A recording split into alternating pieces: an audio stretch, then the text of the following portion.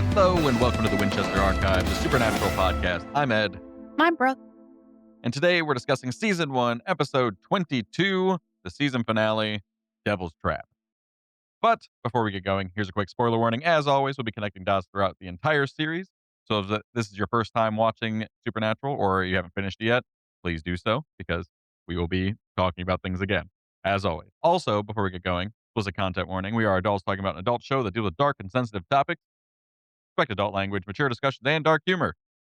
And you can also find us on Upscrolled at Winchester Archives Pod, as well as YouTube and Patreon, Winchester Archives Podcast.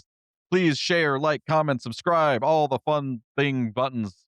Yeah, do that. Thank you.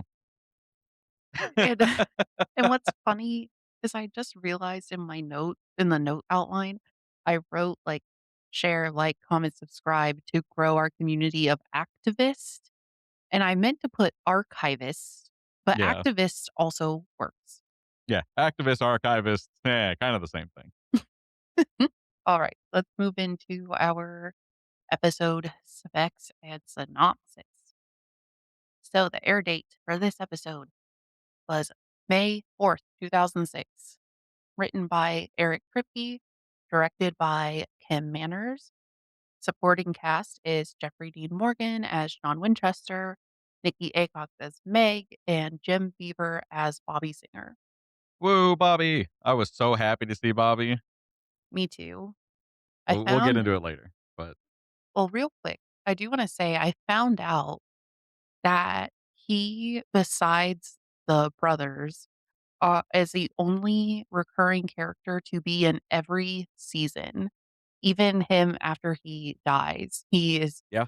comes back every season, and he was like, sometimes they'd be filming like episode 18, and I'd be like, "Hey guys, I have a reputation to uphold. Where am I coming in?" I got to be here sometime. Yeah, which That's is really awesome. cool. Mhm. Yeah. I love Bobby. He's amazing. Me too. All right, the synopsis is this episode picks up right where the last episode ended. So the brothers run to John's aid. However, they have no idea where he is. So they meet up with one of John's friends for help. Meg Mhm. ruins their good time by coming to the friend's house. They exorcise the demon out of her for information. Then they head to John. After the rescue, it turns out John had been possessed and starts a fight with them. Sam uses another bullet to shoot John's leg, despite John begging Sam to just kill him. And then while they're in the car arguing over this, they're hit by a semi truck that's being driven by a demon, which leaves us on the cliffhanger for season 2. Indeed. So, as I had said, this episode starts with exactly how the last one ends with Meg calling Dean's phone. Well, Dean calls Meg and she answers. Mhm. And she says that they really screwed up and they'll never see their dad again. So now Dean and Sam are like having panic attacks in their motel room or cabin, wherever they are. Especially Dean. Yes. Dean's even freaking out even more. Yes, he is. And they're thinking very impulsively right now. Mhm. Dean grabs the Colt and says they need to go because the big bad knows they're in town and it's going to come back for them. And Sam is like, that's all more reason to stay. Like, let him Mm. come back because we have 3 bullets. And Dean is like, we're not ready. And we don't know how many demons are out there. So we're leaving now. And, Which huh? go ahead. Go ahead. Oh, I was just saying, like, when he says, like, "We're leaving now," it Mhm. sounded like a direct order, like how John does it, except Yeah. Dean is doing it out of fear, not obedience. Yeah. Not for Mm, like a power thing, not mhm. for anything like that, but just because he's freaked out. Yeah. I always thought that was silly because it's just like, we don't know how many demons are out there. It's like, well, yeah. It's also, you don't know how many demons are where you're going either. Like, Yes, that argument's a very bad argument in this case. it is, for sure. Yeah, he's just, like, panicking. Yeah, for sure. The car is swerving everywhere. To say what I wrote in my notes, Dean is hauling ass in the car. Mhm. Say he's just saying, "We need to find dad." and he says he's going to trade the Colt for John. Yeah. However, Sam points out Meg never mentioned wanting a trade. Nope. No. And he adds on to it that John could be dead already, and this could just be a trick to get the Colt. Yeah. 100%. And then Sam says we should just use the Colt to finish the job. Dean does not care. He says everything stops until dad is back with them. Yeah, and this is like I think a really good setup. This is why I did like the character development. I gave extra points at the end. Spoilers alert for like the end of the podcast. But I bumped it up a little bit just because of things like this because this is a continued thing that they do often, especially Mhm. going forward in the series, especially later in the series, where they do some really reckless and crazy shit because of their love for their family. Yes. So like this makes total sense for me, and I like that this is a character trait that does continue to grow and evolve all the way up until like later seasons. Which spoilers when like Dean like kills Death, Mm, you mhm. know, like that's a wildly like inappropriate thing to do, right? Like Yeah. you're just killing the actual concept of death and for Mhm. your brother, and it's like, well, that's extreme. Yes, I agree. But I don't think it but I think it's an interesting story beat that they continue and they plant all the way back in season 1, Yeah. right? Like, that is something that just, like, they keep bringing back and enforcing over and over, which I like. Yeah, I like that too. And I do love seeing it grow in positive and negative ways. No, I mean, like, it's understandable because again, like, what would you do for a loved one? It's like Mhm. most people would do most things for your loved ones, right? Yeah. So it's one of those things where it's like, if you had the opportunity to kill death to prevent your, loved one from dying, would you? Yeah. It's a great question. In the moment, who knows what your answer would be. Very relatable, and I like that. I do too. And, like, in this moment, when watching it, I kind of agree with Dean more just because the demon isn't in town anymore. It vanished. So, like, they would just be sitting there Yeah, waiting for it to come back or for Meg to talk to them again. So it's like, well, while you're waiting, you might as well go see what's happening to yeah. your dad. I agree. Like, I think you should definitely going to find your dad, but I Mhm. think that Sam being more practical, at least in this sense, where he could already be dead. We just need to make sure we Mhm. don't waste all the bullets. Yes. Like that's smart. You Mhm. know, like I understand that point of view too, but like I agree that you try to find your dad because like what are you gonna do? Just sit there? Yeah, exactly. And then in my non-panicked brain while I'm watching this, I can also put together that Yellow Eyes and Meg are working together, so they could get a 2 for 1 going there. I mean, they gotta be right. Like they're both demons. Like you got to just assume that like all the demons know each other, even though that's like not correct, probably, but you know what I mean? Like, I would Mhm. assume that they were working together since they've both been harassing us and trying to get John, right? Yeah. Specifically. Like, I don't know. That seems a little too close for not being aware of each other. Yes, exactly. Sam decides it's time to give in because Dean is just being very irrational right now, He's and being he Dean. he can't get Dean to rationalize what's happening. So he just says like, "Okay, where are we headed?" Mhm. And Dean says they'll start in Lincoln, Nebraska, in yeah, Nebraska, where John was, and then work from there. And Mhm. Sam is like, "How do you know the demons would leave evidence of where they went?" Mhm. Then they drive all night. And in the morning, they are entering Singer's Auto Salvage lot Whoop whoop. with a very rundown home. And we are introduced to Uncle Bobby. Yay, Uncle Bobby, the best character. I love Uncle Bobby. He's one of my favorite characters in this whole thing. Me It's too. funny though, seeing this first appearance of him. Oh my god, his character is toned down like crazy in the first time he's shown. Like he's Mhm. such like a normal guy, like Yeah. that knows this stuff. And like he's very calm and very like, oh, you can't do that. Can't you tell? It's this, like, it's very like, this is not supposed to be, this is like a side character they didn't really think too far into. Mhm. Because like his character, the second time he meets him is really like calling him idiots and shit. Like he's like a lot Yeah. more like has a full character, right? So it's one of those Mhm. things where I found it neat to watch him be like a lot more like subtle, like a lot more subdued in this depiction of Bobby. So I have a couple fun facts here. So we all know the exec producer, his name is Bob Singer, Yeah. and he is very adamant that he did not want a character named after him. Mhm. So Jim Beaver said in an interview that his name, the character name in the script was just Bobby. And then stage design, when they were making the auto lot as a joke, Uh-huh.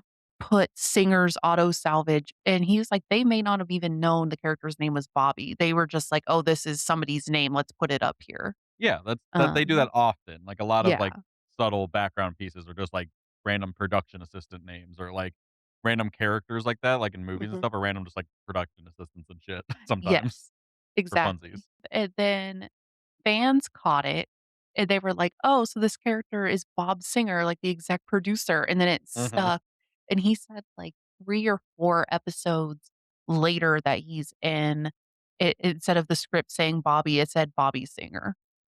So it, like, Amazing. became official. I love that. Yeah. And what else about him was I gonna say? So we mentioned before that he replaced Missouri, Mhm. Yep. Mosley, was it Mosley. Yeah, Missouri and Mosley, I think it was.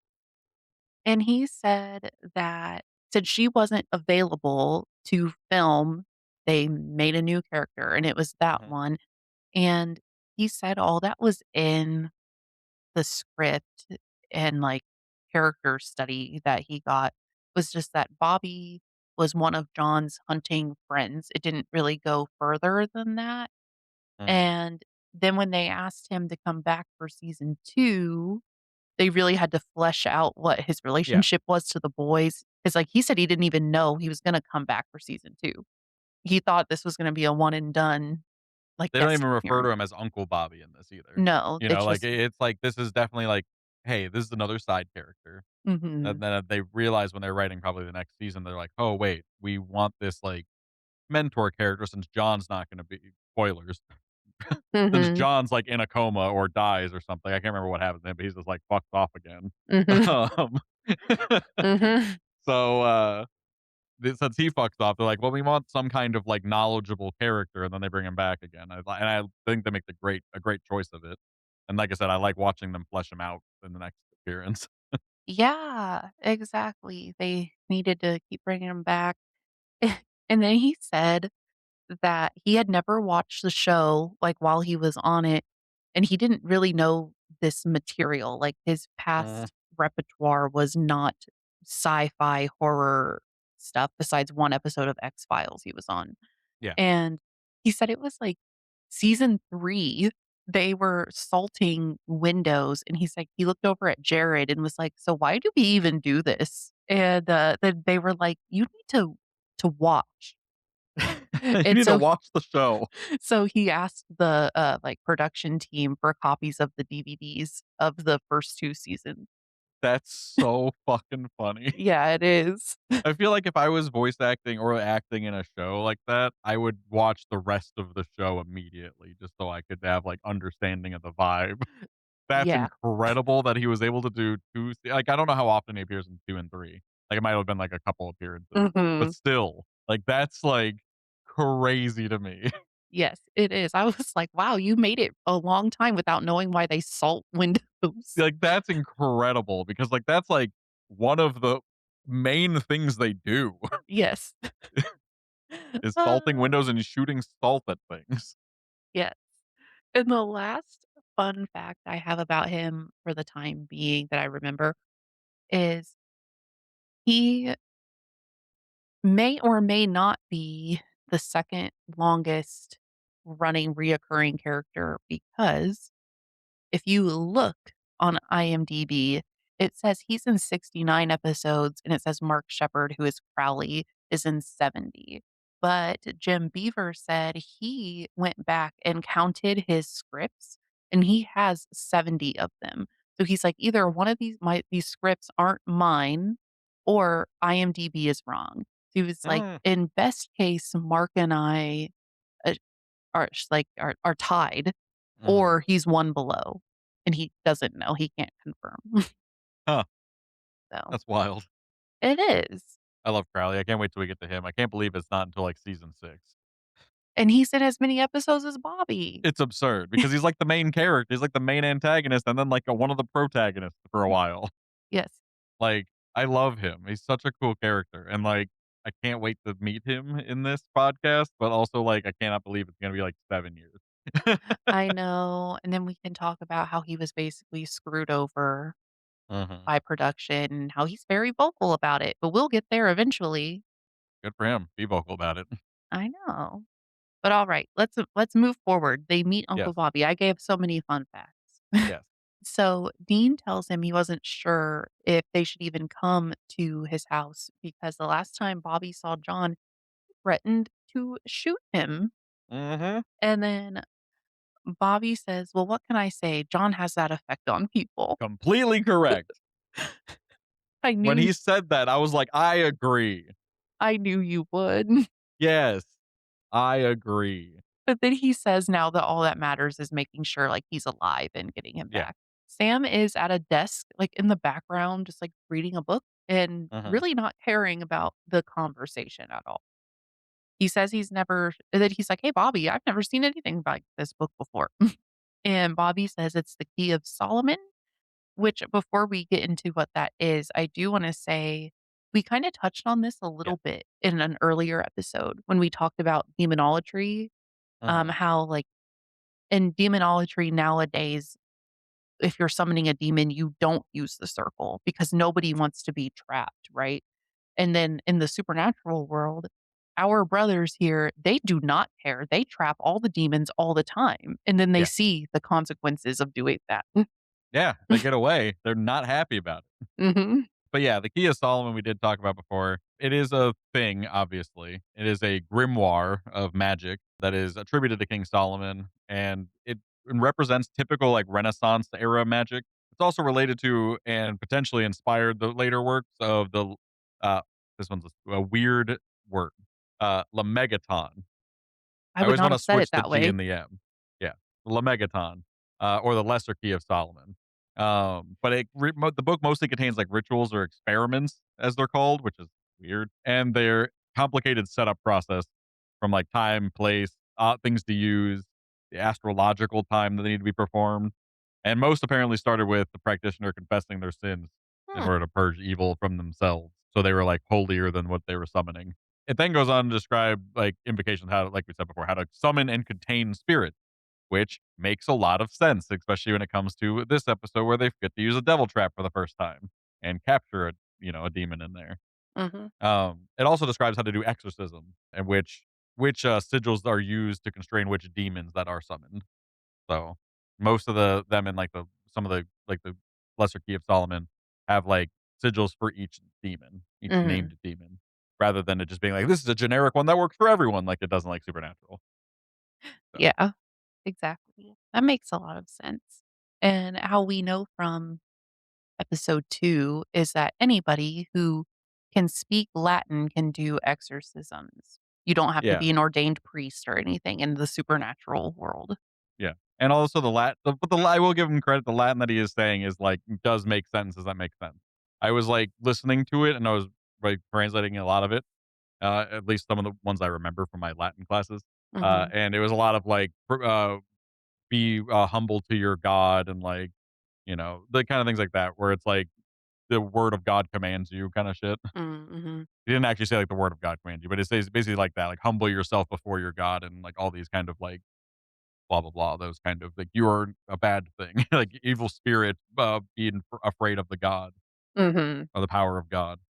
But yeah, it was a lot of that kind of stuff, and I was like trying to get the exact wording, but eventually it like kind of fades into the background, so I couldn't get the pieces he was saying there. But yeah, it's a lot of just like speaking Latin at the demon. Yeah, that makes sense. Remember in episode 2 that just saying Cristo was supposed to make a demon, like, writhe around? Yeah, like makes him like give a chill or something. They didn't say that once this episode. No, they did not. They They thankfully dropped that after the plane because, like, that would be so silly. yes, just Cristo, going up to Cristo. people doing that instead of, like, the holy water. Yeah. Yeah, I'm glad they dropped that.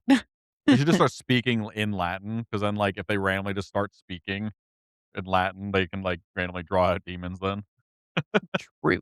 Alright. So, Bobby explains that this is what the book is in shortened TV show words.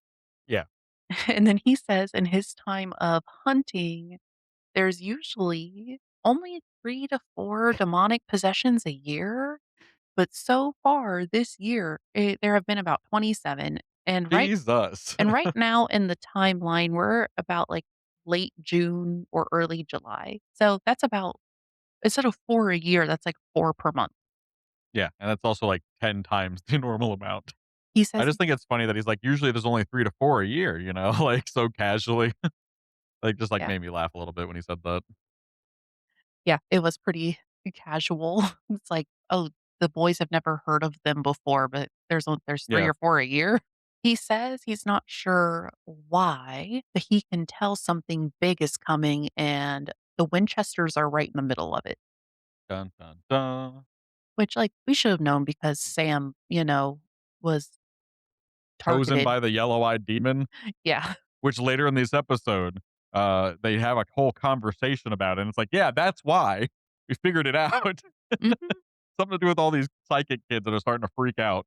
And I didn't mention this earlier, but when they pulled into Bobby's lot, he has, like, this cute little dog sitting on the Mhm, hood of his car, mhm, and at this point, the dog starts barking, and Bobby is like, "Well, something's wrong." He looked outside and the dog wasn't on the car anymore, and he's like, "Well, that's not good."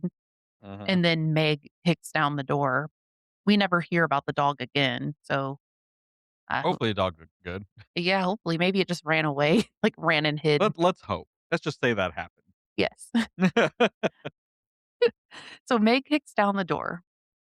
Dean immediately grabs the vial with the holy water in it, and before he could even throw it on her, she, like, throws him into the wall. Mhm. Sam pushes Bobby behind him, which, like, I thought was kind of strange because, like, I know it was to protect Bobby, but Bobby has so much more experience. He said already he's had 3 to 4 demonic possessions a year. Yeah. Well, not Sam have them, but, like, dealt with them, yeah. Yeah.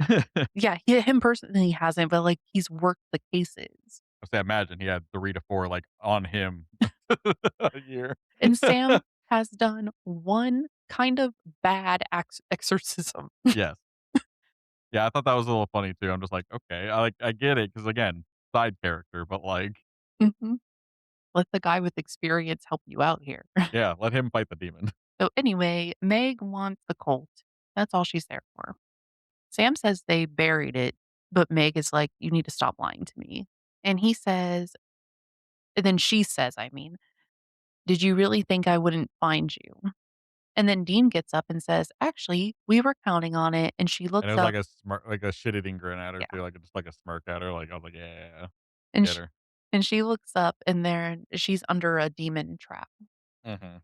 As I'm sitting here reading this, I'm like, "When did they do that?" Because we saw their dialogue in real time. They didn't do any time jump. When did they do that? Did Bobby always have it on the ceiling? I can't, that's my only thought, is that it was already there because like, Sam saw it in the book. Mhm. And then, like, if that's Bobby's book, I would assume Bobby would have done that because that doesn't make sense that they would be like, "Oh, that's a good idea. Let's put that," like, he would have put that there. Come on. Yeah, Like, he deals with 3 to 4 demonic possessions a year. He would have a devil trap on his roof. that's true. I would. That makes sense. So in the next scene, it says the transition and Meg is tied up to a chair. It's just like the episode where the cop handcuffs Dean and then the next scene he's like on the car, like she handcuffed him to the car and we're like, "Okay, how did you get here?" Because I'm like, Meg You can't could resist. yeah, like she can't leave the trap, but she can still move within the trap. Presumably, the 3 of them were able to overpower her, and assuming the trap weakens her so she's not, like, super strength. That's my only thought. Yeah. Unless they, like, in that little time jump there, whatever, that scene transition, they, like, used the holy water, which, like, weakened her, and then they tied her up. Like, Yeah. that's all I got. We have questions. Yeah. After she's tied up when it comes back, and she's like, "If you wanted to tie me up, all you had to do was ask." I know, I love that because like, that's, like, again, one of my favorite parts about the demons in this show is how, like, snarky they are. Mhm. They're all just like, "Fuck you." Yes. Like that, where it's just like, that's, like, such a way to undermine everything that's happening, and I love it. Mhm. Like, to still try to, Exactly. like, have a power move, be like, "Oh, just had to ask." The next line here is so funny given that I told you one of the fun facts about Bobby. He said he I just read the next line that you're about to say, and I'm like, "Oh, yeah, he does say." Sorry. Go I've gotta wait for you now. ahead. So, but Bobby comes into the room and he says he salted the doors and windows so no one else can get in, or so no others could get in. Bobby, you knew, unless you just didn't put them together, which is incredible. Yeah, Oh, that's so funny. Bobby. Uh, that is funny. He says it in his first episode in the TV show. And then, uh, like, a year later, he's like, "Why do we do this?" that's so amazing.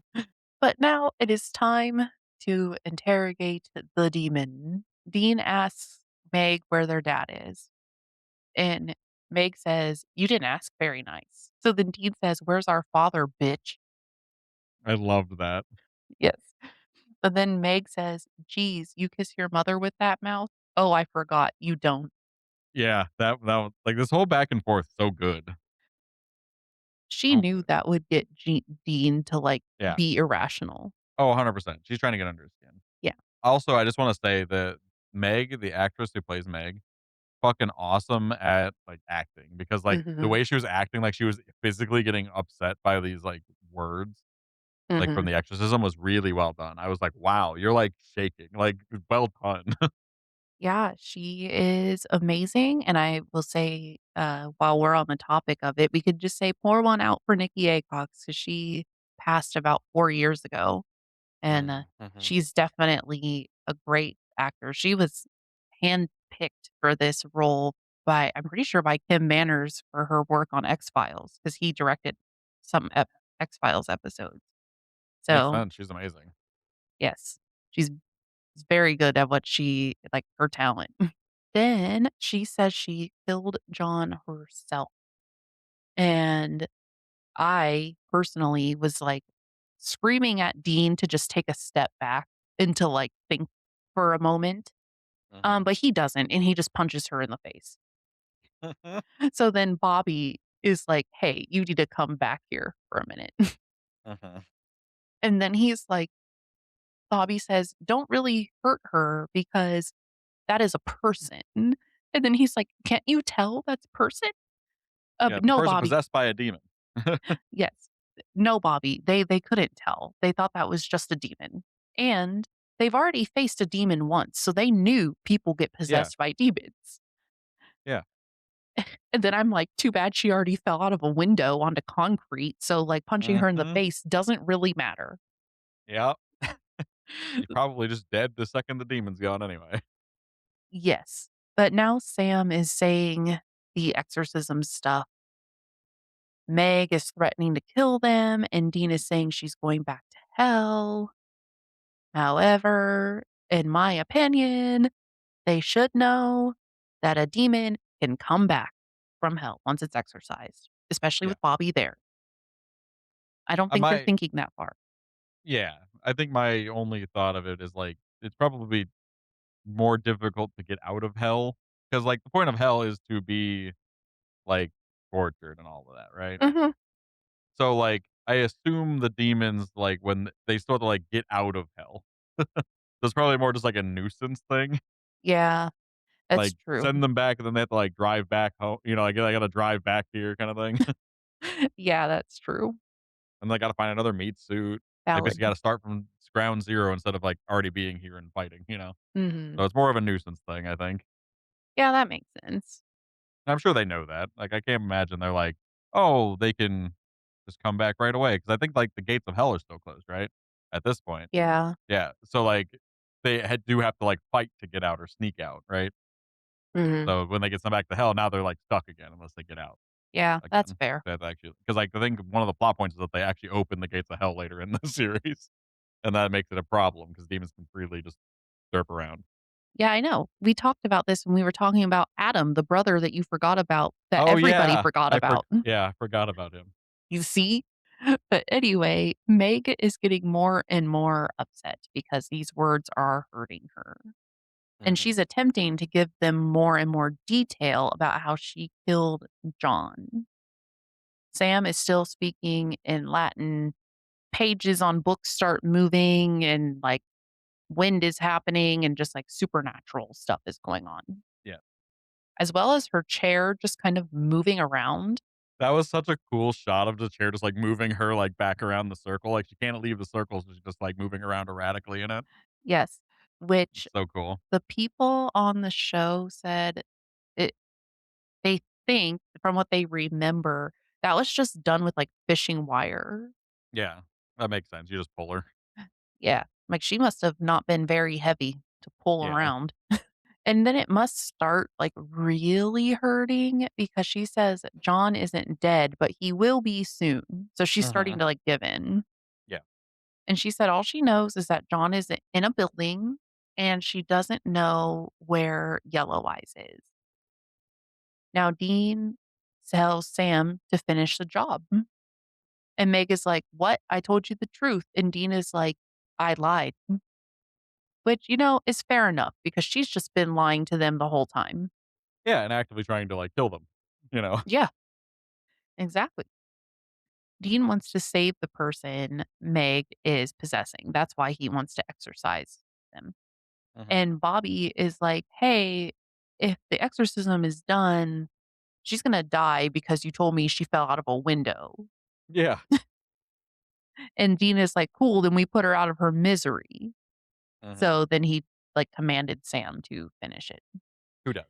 And Sam is, like, conflicted in the Yeah. moment. He kinda hesitates, but then he does finish the exorcism. Yeah, which I still think is probably the right thing. Yeah, after the exorcism is done, you can tell it was the right thing to do. As the demon leaves, the body just kinda, like, starts bleeding, and then the real girl is saying, like, "Thank you," and she said Mhm. it's been a year, and she's actually been awake for some of it. And she tells them that their dad is still alive, but they are want the Winchesters to come for them or come for him, so they're, like, waiting for him. Yeah. And then she says it's by a river and the word sunrise, and then she dies. And they're like, Mhm. "Okay, what does that mean?" I do, love this animation that they did. This is what we talked about, like, back in the day when we talked about the first Demon episode. They actually do it this is, like, the first instance of them doing it through the mouth when it left, Mhm. and also as a big like, pillar of smoke. Yeah. Like, they that's the animation they use for basically the rest of the series, and it's, like, Mhm. perfect because it exemplifies everything you kind of want it to, but it just looks so cool. Yes, it does. They don't do the being possessed through the mouth yet, which we'll get to a little later when we see it. Yeah. That That was one thing that I comes noticed too. later. That was one thing I noticed too later on when they possessed, like, the 2 random people. It was just like their eyes just turned black, and I was like, Yeah. "Oh, they didn't do, like, any kind of other visuals for that. Interesting." So, yeah, then Bobby tells them to leave before the paramedics arrive, and Dean is like, "Well, what are you gonna tell them?" And then Bobby says, "Do you think you invented lying to the cops?" I love it. Yep, and then he says to bring John around, and he's like, "And I won't shoot him this time, or I won't try to shoot him this time." Mhm. So they leave, and they are headed to Missouri. Sam is reading the book some more. Dean is, like, studying the Colt, and then Sam starts drawing on the car, and Dean is, like, freaking out. He's like, "What the hell are you doing to my car?" Yeah, understandable. Took a whole ass marker and just started drawing on it. Mhm. And Sam is explaining the devil's trap makes it so demons can't get through it, but it's funny because every time he says a word, he's like, "This is a devil's trap," and Dean is like, "And?" And then Yeah. he's like, "So demons can't get in or out of it," and then Dean goes, "So?" Like, he's Yeah. like, "Could you get to the point of why you're ruining my car?" Mhm.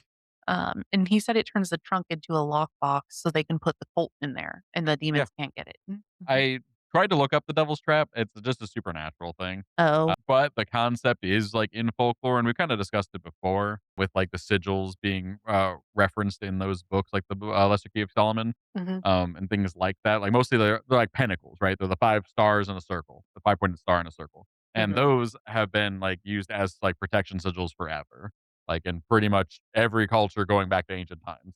Like it's like really like a common thing. And it was basically just used as like an evil eye or like anything else that's like a mm. protected shield.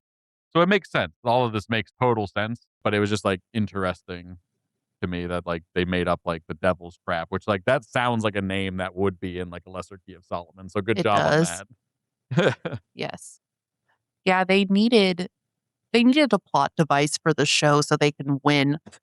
Yeah, and also the like pentacles that they show in that book are Mhm. actually like pentacles that are things, like the Grand Pentacle and stuff like that. And the fifth pentacle of Mars, it's called, is the one with the scorpion in it that's shown. Mhm. But yeah, like those kind of pentacles are actual pentacle like protection sigils that exist. But then Okay. they like basically made like a simplified derivative version for like their devil's trap things. And like eventually the devil's trap, like the anti possession is just a variation of a pentacle. Okay. Yeah, that makes a lot of sense then. But Dean says they're bringing the Colt 'cause they needed to save their dad. Sam says dad would be pissed if they use the last 3 bullets on any demon that is not the demon. Karoo. And then Sam starts going into how this is Dean's fault because he took Sam from school and, like, all the stuff we already know that we've already been Mhm. over. And Dean says that Sam and John are more alike than he thought.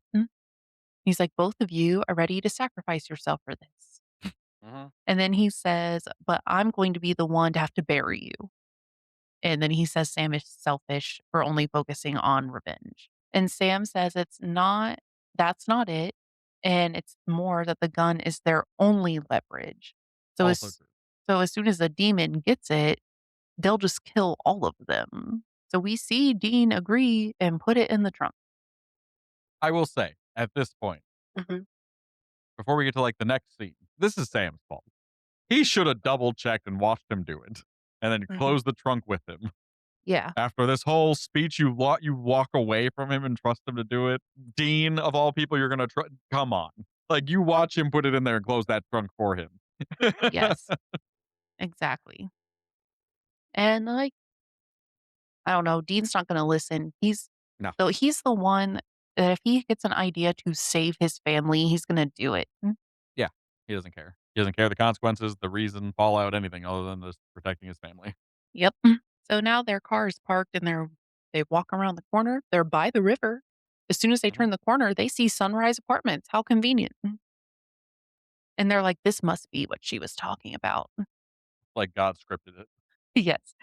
They were like, it's perfect because it's full of kids and other humans. Like anybody could be a demon here.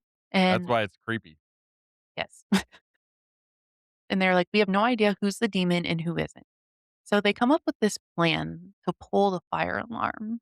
And they said when they do that, the city responds within 7 minutes. So they have 7 minutes to do whatever they need to do. Okay. If we see two people, weird people, sitting at a table in an apartment, and the alarm goes off because Sam pulls the alarm. They get up and open the door.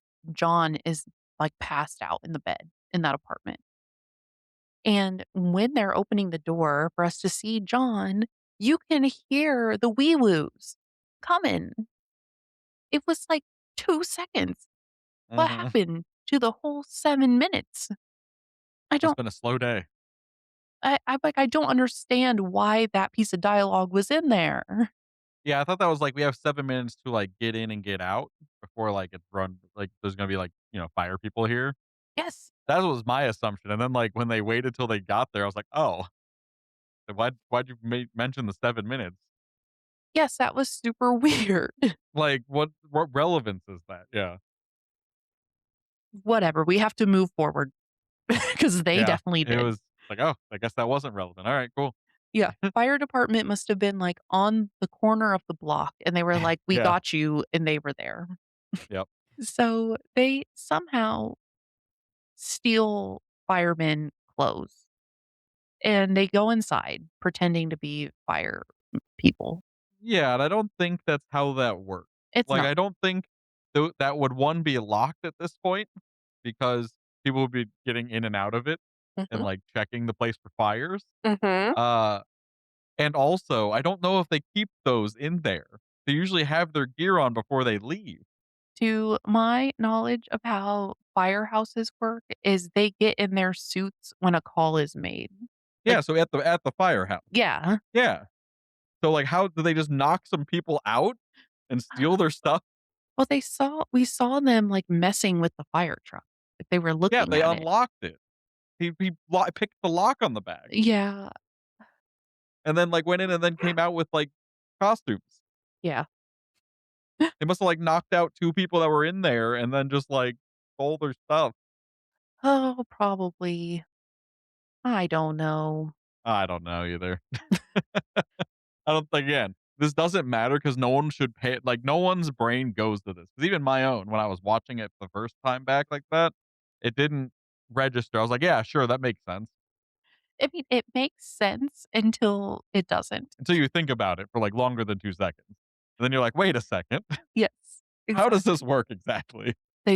They took their clothes and they got inside the building and they found the demons with an EMF detector, enter the apartment, and they start spraying them with water that apparently has been blessed. Unsure how they did that, but they did, and it was, like, super cool to see.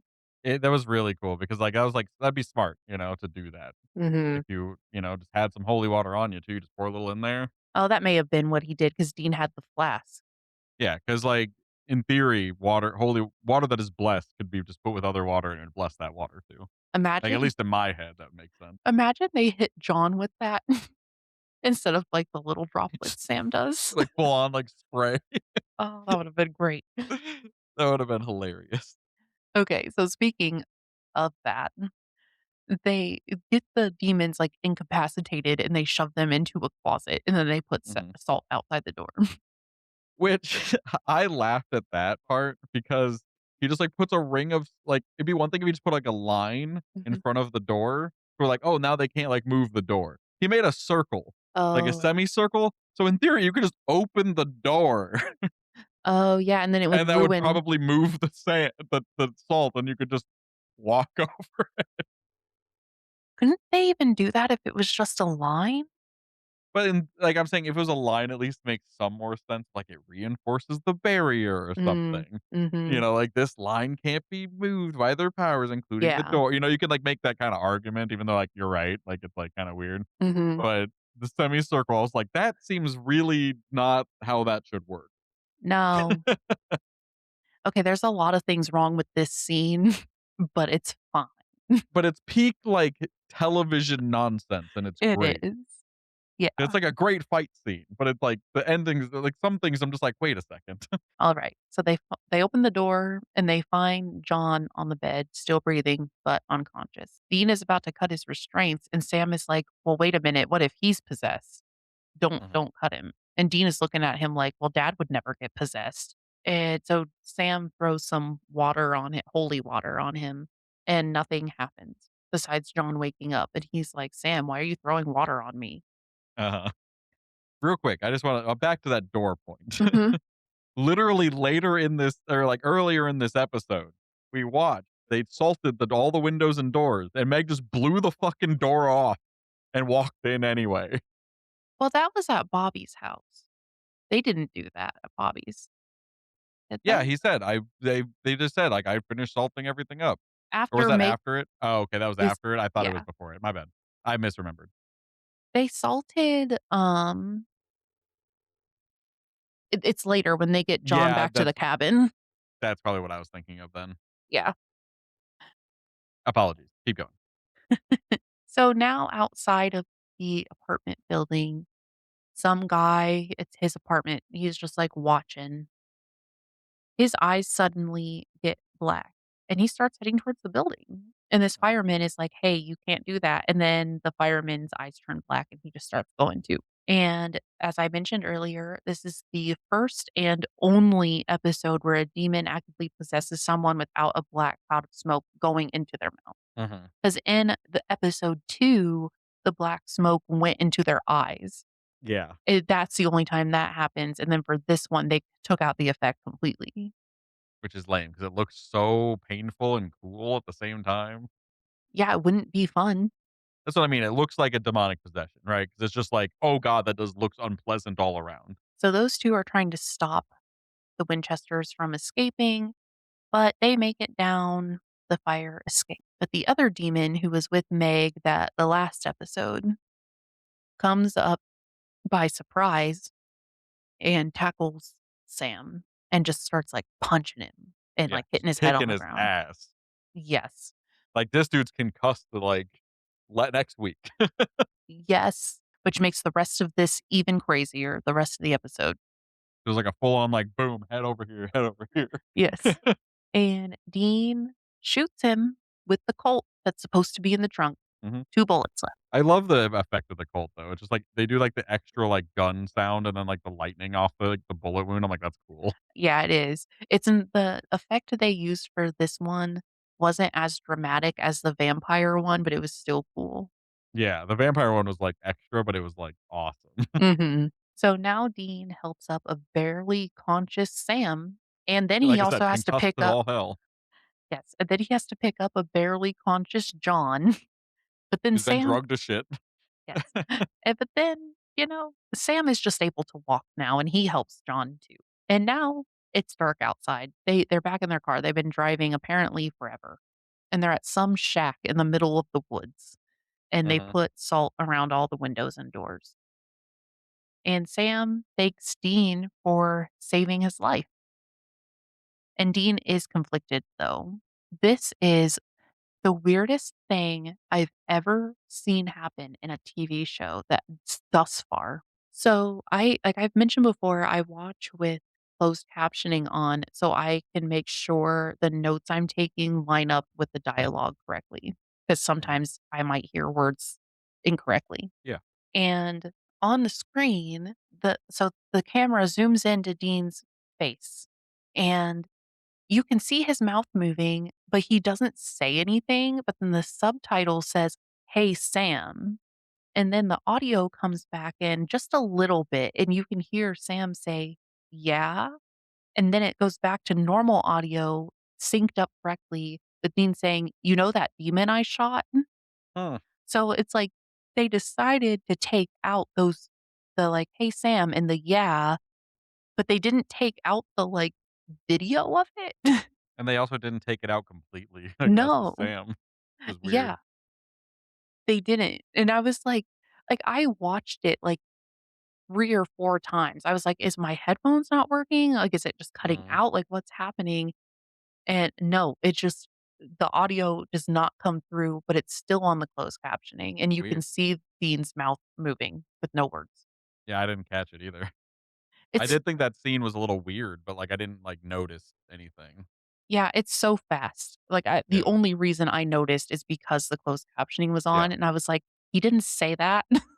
Mhm. Like, what happened? That's funny. So, anyway, Dean is conflicted because he's like, "I killed a demon and person."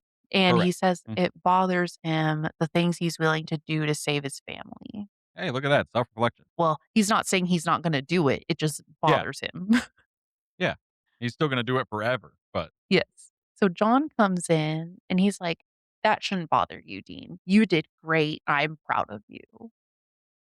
And he says Sam and him get obsessed, but Dean is the watcher of the family, and he always has been. So the dramatic moment is over because demons have arrived. Mhm. John tells Sam to go salt the windows and doors, and Sam's like, "I literally said I already did that." Yeah, And he's like, "Well, check it again." yeah.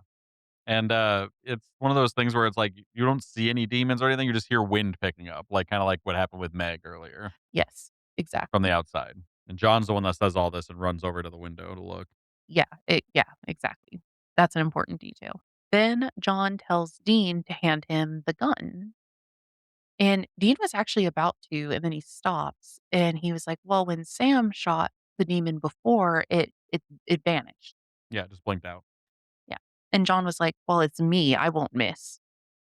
And Dean is still hesitating.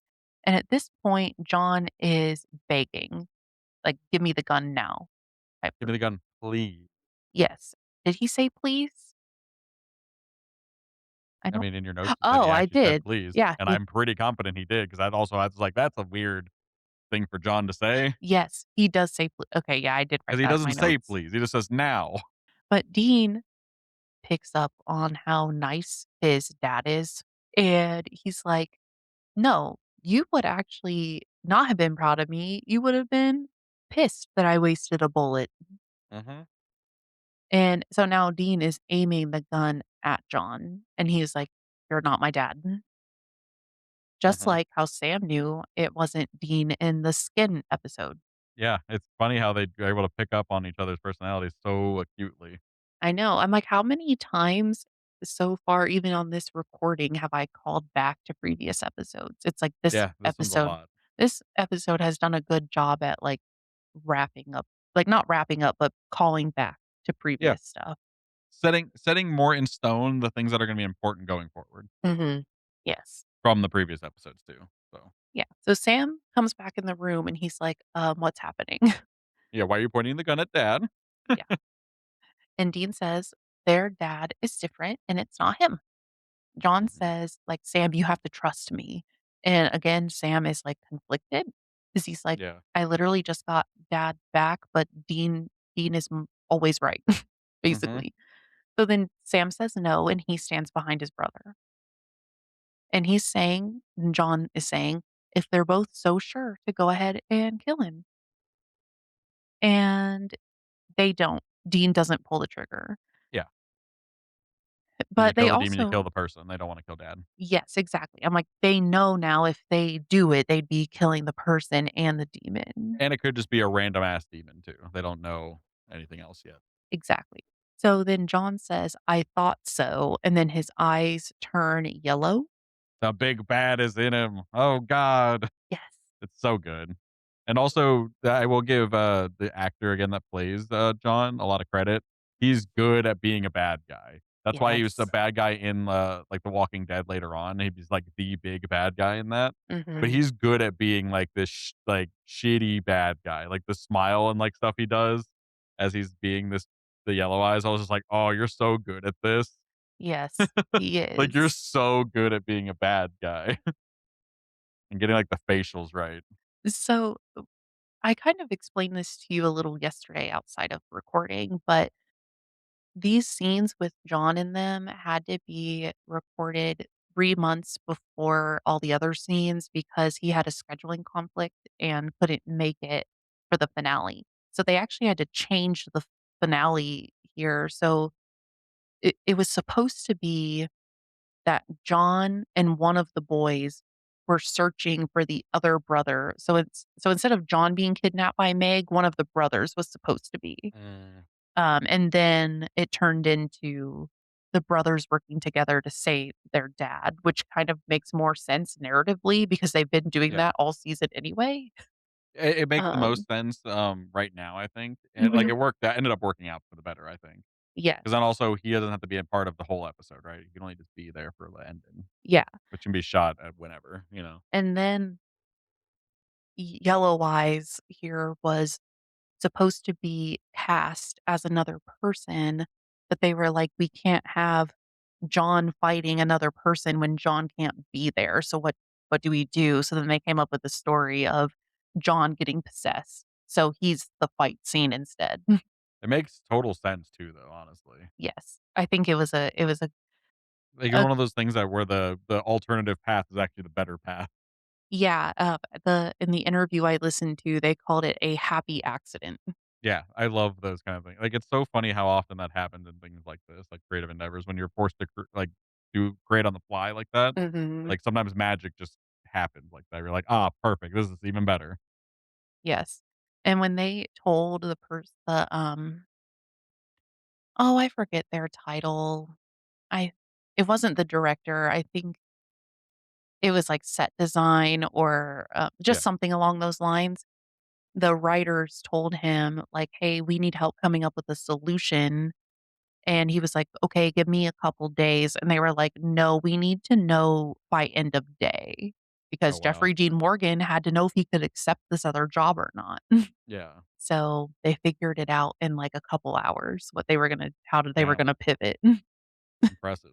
Like, that's actually impressive. I Yeah. think they pulled it off really well too. Yeah, me too. Alright, so jumping back in here, Sam tries to jump into action because he's like, "Oh my god, it's the one with yellow eyes." But it doesn't matter because he just gets thrown against a wall.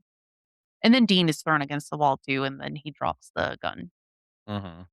Yellow Eyes picks up the Colt now.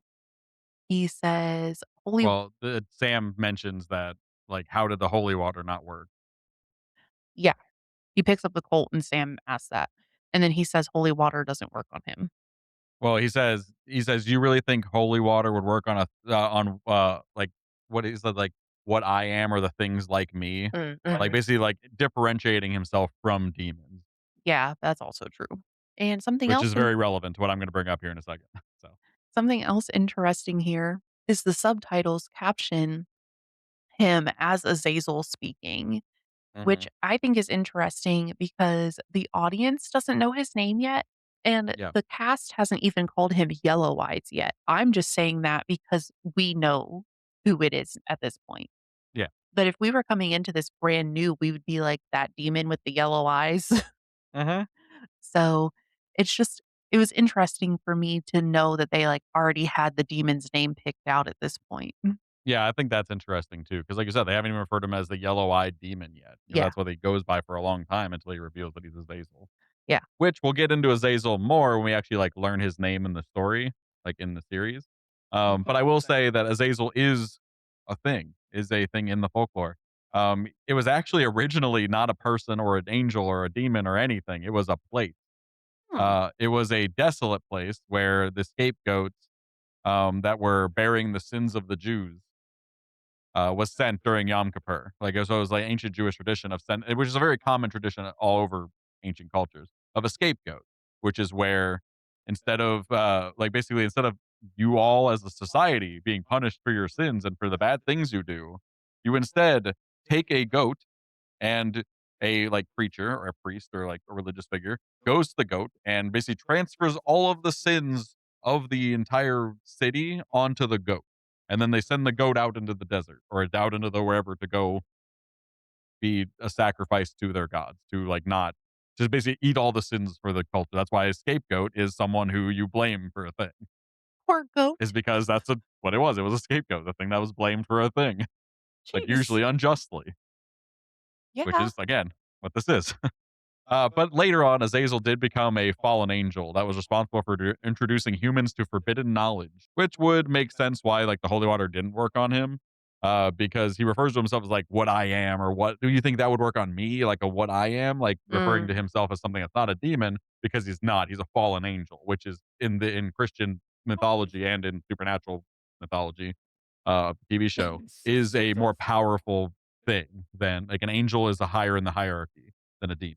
A fallen angel is higher in the hierarchy than a demon, Do right? you remember if later on in the series, when there are fallen angels, because, like, all the angels fall at some point, Mhm. if 1, they were able to possess people, and 2, if they had to ask permission, because that's the difference between angels and demons in this show. The thing is, like it's one of those things where when it comes to mythology, this isn't like there's not really like examples that I'm aware of an Mhm. angel possessing someone. Usually, angels come down and reveal themselves to people, Yeah. but they don't really possess people like demons do. But in it would make sense in the sense of if there is a being that's like stuck to a code, right? Like angels are, right? They're like Mhm. stuck to a certain way of behaving. That would work for them. That they'd have to get permission. Versus demons are a lot more like I can do whatever I want, right? Mhm. So it's like it depends. I think like on morality and which of like the structure they're following there. But when it comes to like fallen angels too, they some demons become fallen angels become like demon like.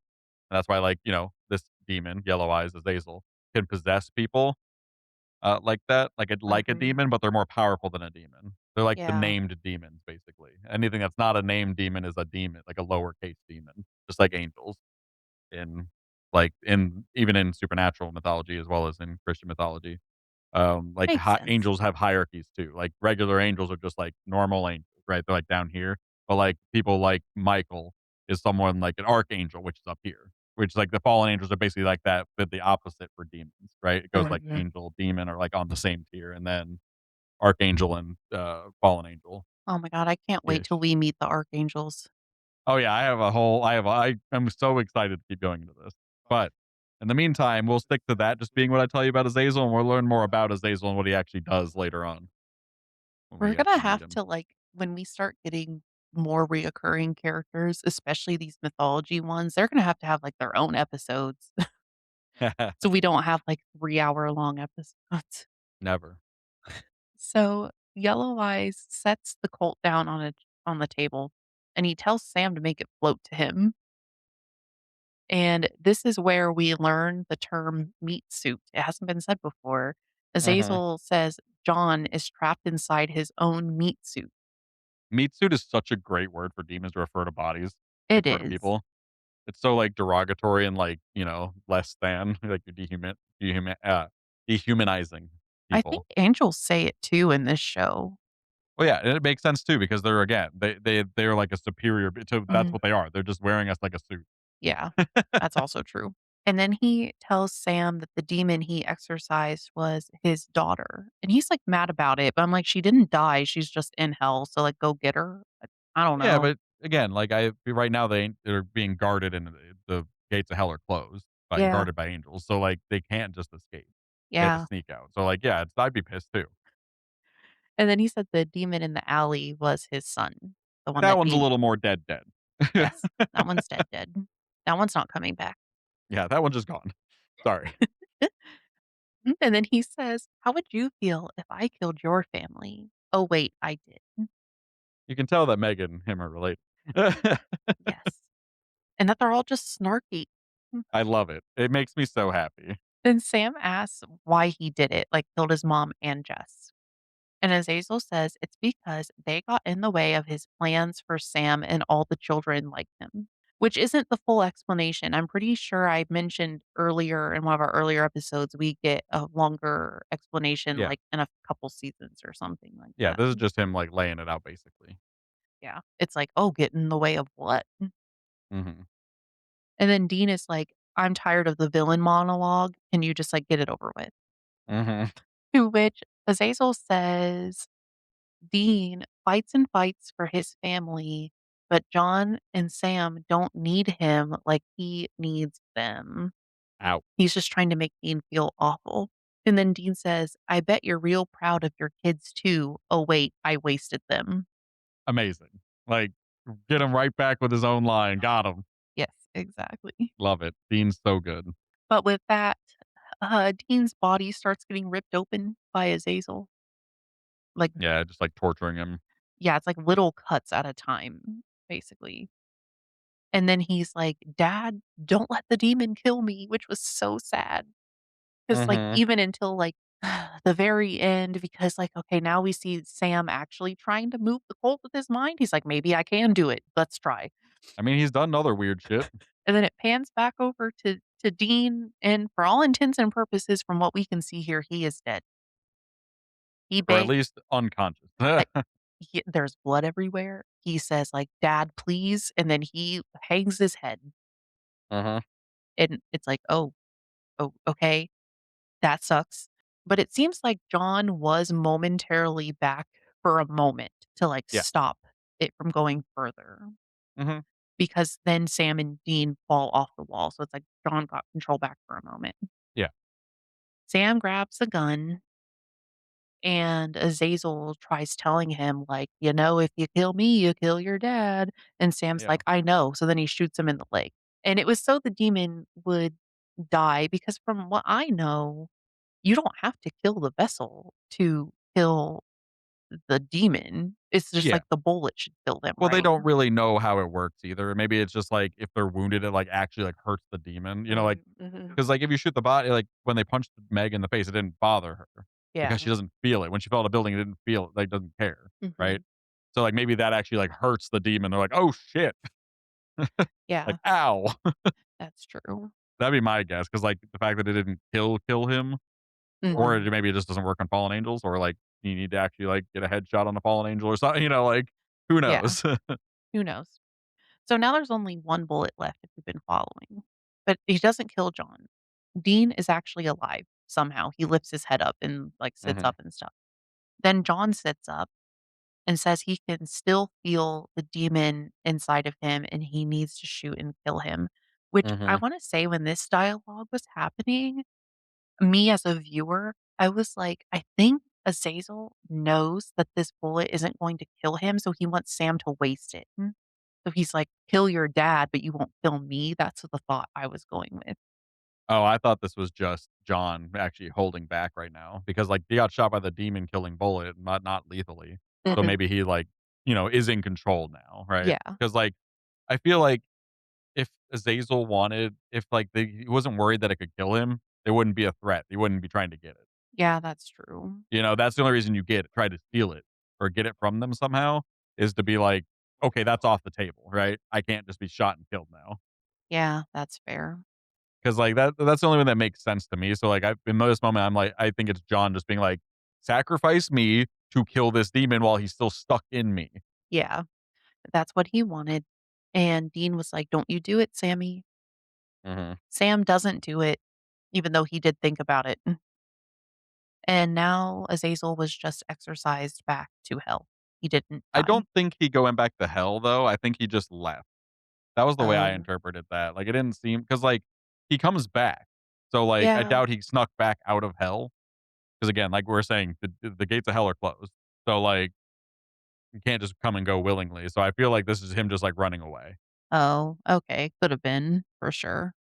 Because, like, that's the only thing that makes sense to me. Because that's why John was like, "Kill me now before he goes away," and Mhm. then he doesn't, he hesitates, so then he goes away. Yeah, okay. You missed your time, so then he'll come back. Makes sense. Alrighty then. So now they're all somehow in a car, in the car, not a random car, in the Impala, headed to the hospital. Like Sam in his concussed head state got all of them into the car and is driving. This is why that's why I said this Yeah. this is a bad turn of events for Sam. He has the jaw of steel, man. And Didn't then rattle his brain at all. the John we all love and know is back, and he is mad and surprised that Sam did not kill him, and he was like, "I thought we saw eye to eye on this." And Sam says, "They don't." He looks back at Dean, and he's like, "We don't. Mhm. We still have 1 bullet. We're gonna do this." And as Sam is giving his, like, pep talk, a semi truck rams into their car, and a demon is behind the wheel. Mhm. And this is where we're left on a season-ending cliffhanger. The Impala is smashed, and all of our characters are knocked out. Or dead if they don't Or renew the season. I actually have some more fun facts to give out here. I wrote 2 of them down, but I have another one that's just in my head. So the one that's in my head, I'm gonna say first so I don't forget it. This scene with the car accident, there was they put a cylinder hydraulic in the ground, so when the semi hit the car, it would, like, fly in the air. Mm. And as you know, when you watch it, that is not what happened. When the car went over the cylinder and the truck hit it, the cylinder did not do what it was supposed to. It kinda just, it jammed. So the car went under the semi, and then it went down the hill. It wasn't supposed to. So Oh, shit. they had, like, 4 cameras at the bottom, and then they had one over top as well, and, basically everybody was just waiting out to see if they had to, like, run away very quickly, but That's they crazy. didn't. Everybody was safe, and then, like, obviously, with them, like, sitting in the car, the shots of them, like, knocked out in the car, that was done on a soundstage. That was Yeah. not there. And then in season 2, when 'cause they basically pick up right where we left off here, they were not allowed to use that field again for, like, environmental safety, so they had to go to a different field to film beginning of That's season 2, crazy. and then the guy said, "If you find this road in Vancouver, we wanna go look for it, you can see the outline of where the cylinder was in the ground." It's, like, indented in the road. Oh, shit. Yeah. That's crazy. That's wild. It is, and I'm like, I like how it turned out because that's more realistic than it flying in the air, Yeah, but it's not definitely. as, like, action-packed, I guess. Yeah. And then my other fun fact is this is the only series finale in the entire series that does not feature Carry On Wayward Son, because that was in the Crazy. last episode in the recap that we didn't get to hear. Mhm. But it was not in this one at all, but going Crazy. forward, it is. And then the CW, well, it was the WB channel, but I'm just gonna say the Yeah. CW. They announced the season 2 renewal of this on May 18th, 2006, and if you Wow. remember earlier, I said this aired on May 4th. So, Wow.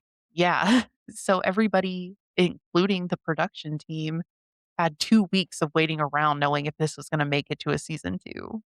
Crazy. Yeah, my assumption is that the network wanted to see if the finale brought people in. Yeah, for sure. Yeah, and then the next season aired in September, so they had, like, 2.5 Wow. They months. filmed it in, like, fucking 2 months? Yeah. That's crazy fast. This is why when people complain about how long it takes for a TV show to come out today, I'm like, "Listen, actors are getting better work-life balance." Yeah, they don't have to spend 2 months on set. Yes, exactly. Like, the cast and crew for Supernatural never got to leave Canada. They may as well have been became, like, Canadian citizens. No kidding. They just lived there for 15 years.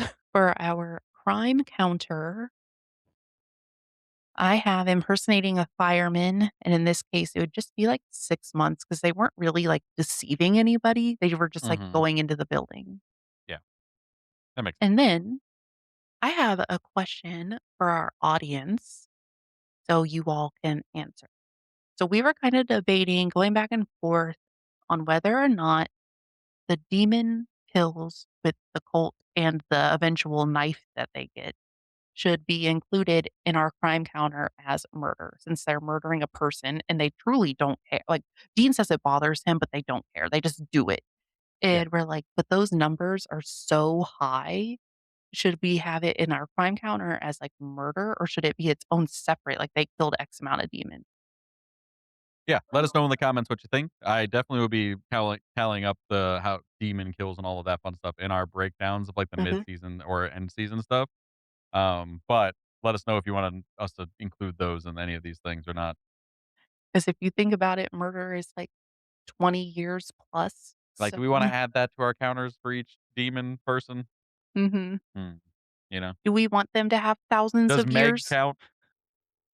No, she was just exercise, right? She got pulled out of a building, though. She got thrown out of a building. Technically, it wasn't by them, but kinda was It by was by them. the shadow thing. Yeah, but Sam's the one that flipped over the table.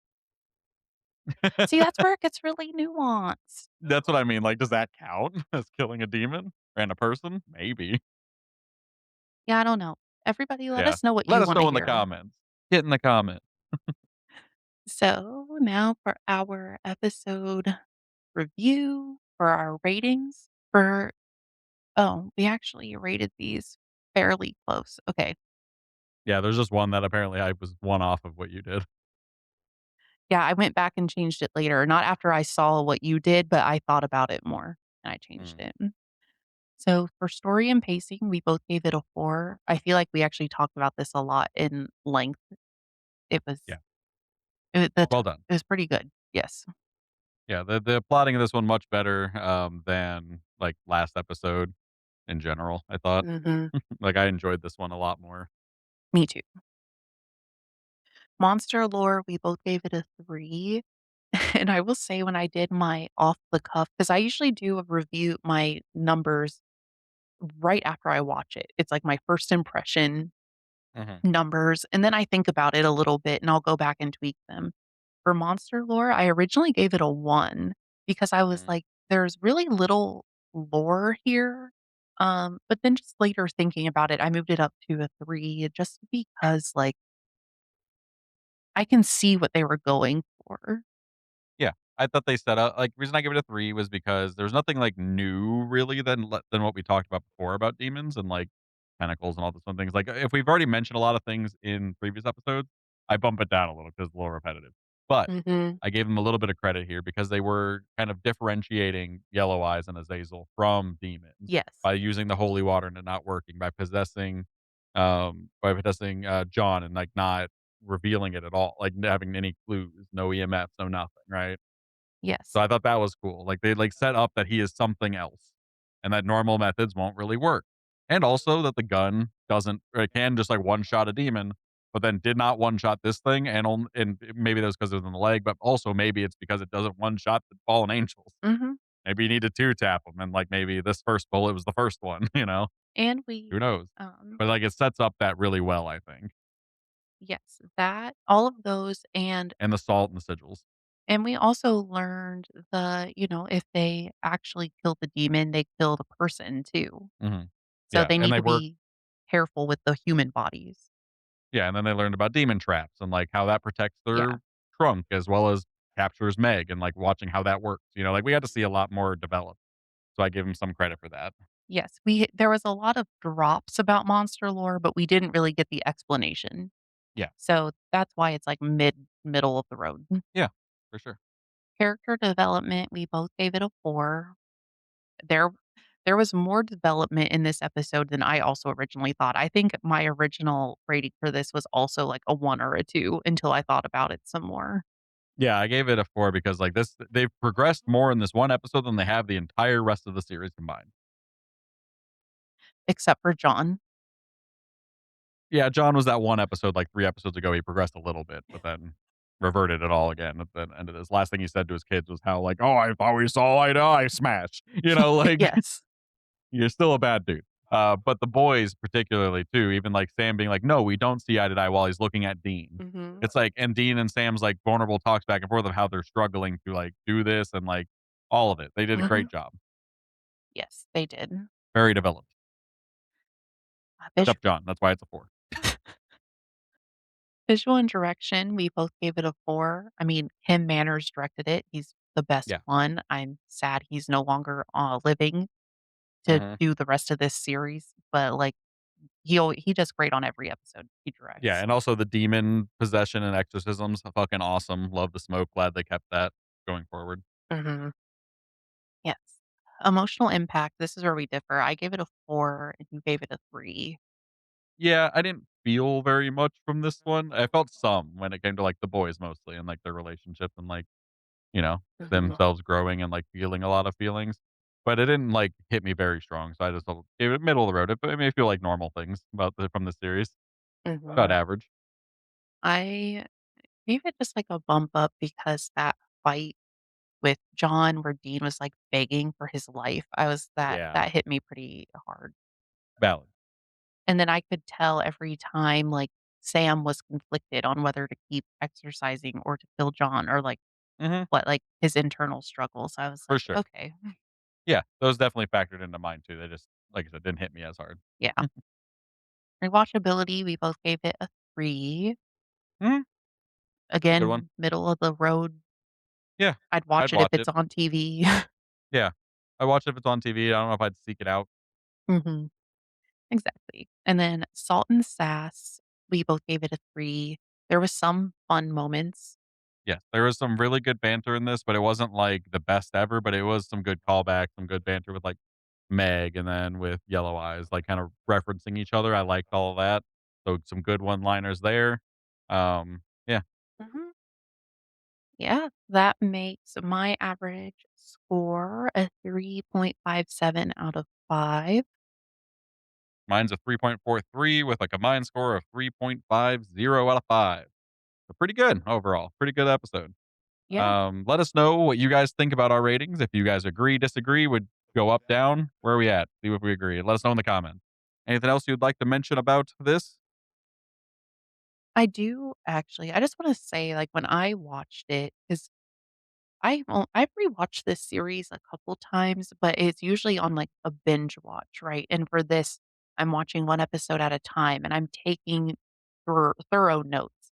And at the end of the episode, I felt like there could have been, like, a bigger resolution. Like, I didn't really feel a whole lot, and, like, my brain remembered it being this, like, so shocking, amazing piece of cinema, and then Mhm. watching it this time, I was like, "That's pretty underwhelming," which is why a lot like I mentioned, a lot of my scores changed because right off the cuff, I was, like, pretty upset because I was like, "I remember this being so much more, like, grandiose than it was."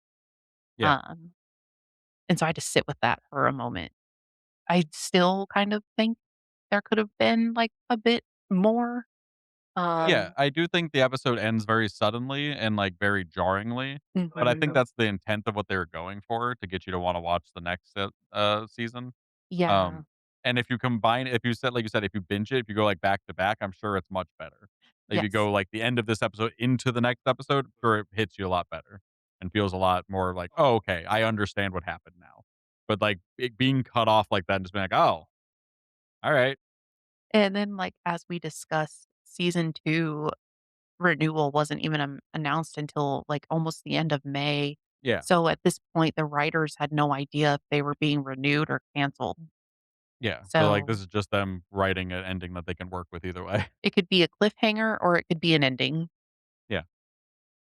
But yeah, that's all I wanted to add. Yeah. Well, if that's the case, then that brings us to the end of season 1, episode 22, Devil's Trap. Thank you for journeying with us through this season finale.